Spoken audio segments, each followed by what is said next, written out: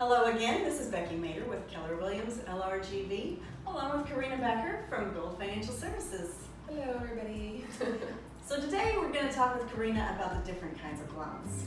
There are several loans that one can qualify for. Do you want to go over those with us? Sure. We have several loan programs that we can get you into. Obviously, by taking your pre-qualification application, I would recommend the best one for you. But I'm going to go over each one just briefly, just so you can kind of have an idea as to which one will be, one that you'd probably be leaning more toward.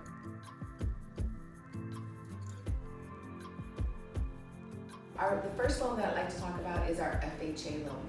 Our FHA loans have a minimum requirement down payment of 3.5%. The interest rates are usually a slight bit better than whatever else is on the market with the programs that we have. FHA is federally insured, so that means that you will have to pay mortgage insurance on an FHA loan, but it's usually a lot more affordable. It's more lenient when it comes to DTI. Because you can actually go up to 56% DTI depending on what your score is. It's also a program that we can actually go down all the way to a 500 credit score. Of course, it does require 10% down, 580 credit scores as well, 3.5% down. So FHA is usually our go-to loan to begin with.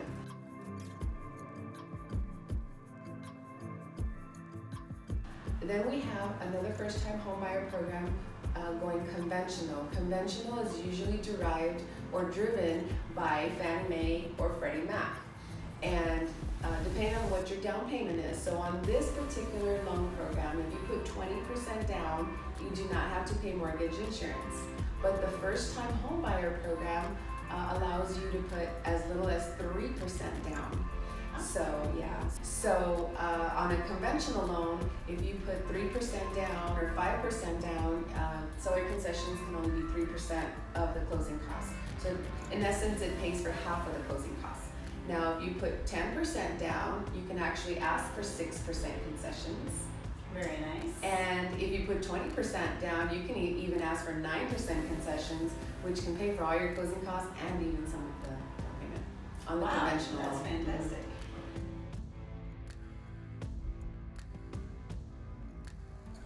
So the next program is the VA loan, which is one of my favorites.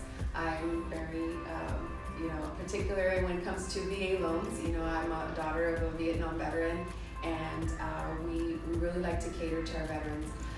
VA loan is actually really good for them because it's 0% down required. They can put however much down that they want, but it's 0% down, and there's no mortgage insurance, so it's very affordable for them. If you're a disabled vet, we can waive the funding fee, which is a fee that all VAs have, and we usually finance that part, but there is a funding fees.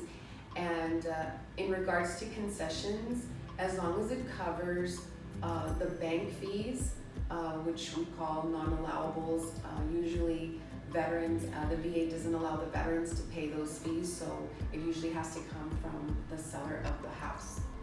So Corina, on the VA loans, I know that the families of veterans do get to take advantage of a lot of the benefits that are out there for the veterans themselves. Is the VA loan one of those that a child or a...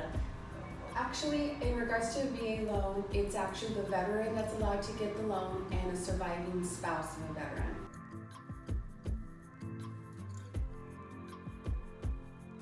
So another program that we have is our USDA program, which we have spoken quite a bit about. It's USDA is mainly for our rural areas. So if you're looking to buy anything, mainly in the county areas outside of the city limits, that is a program. It's also government-based. It's 0% down, no mortgage insurance. So it saves people a lot of money to get into a home, and you can have your concessions paid for you as well. So something that when I'm showing properties in rural areas, I'll usually mention that to my buyers as we're looking around, that they should ask their lender about those USDA loans. I know that on those USDA loans, there's more than one. It's not just where the house is, but the person themselves has to qualify for that. There is a maximum income for that one? There is restrictions in regards to the USDA loan. So normally, if an agent or client calls me in regards to that, I immediately look up the address just to make sure that it's in an area that qualifies for USDA. Then I will have to get them pre-qualified to find out what their household income is, because that is determined if you qualify as well.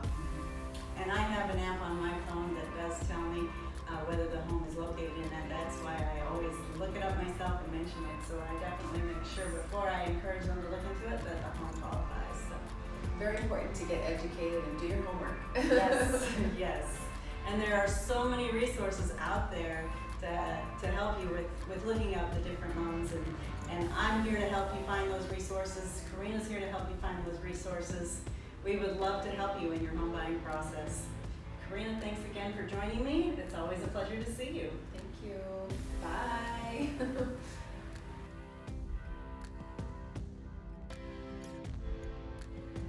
Thank you for watching.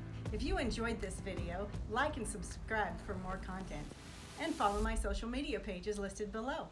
If you have any questions or topics you'd like to discuss, message me, comment below, or find me on my social media pages, or call me at 956-990-8088. Becky Maynard, it's your move.